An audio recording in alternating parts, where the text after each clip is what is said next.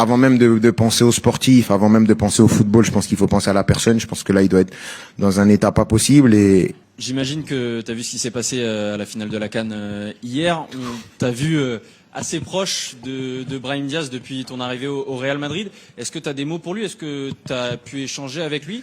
Et aussi, comment on fait pour se remettre d'une telle situation? Toi aussi, tu as connu des déceptions, ton tir au but face à la Suisse, la finale de la Coupe du Monde aussi. Comment on fait pour se remettre d'une telle situation?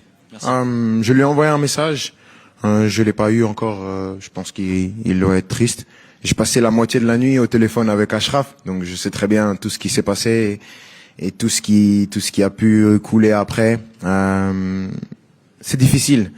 Je comprends tout à fait comment il doit se sentir maintenant. J'ai connu ça.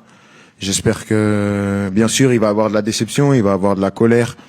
Le peuple marocain qui attendait ça depuis des années et qui était si près d'avoir ce titre-là. Mais c'est la vie d'un footballeur. Je pense qu'on va devoir l'aider, nous, quand il va revenir ici à Madrid, parce que voilà.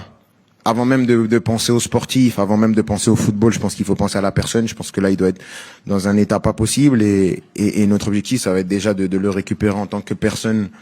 Donc, ça va être très important pour lui d'avoir ce soutien-là et on sera là pour lui.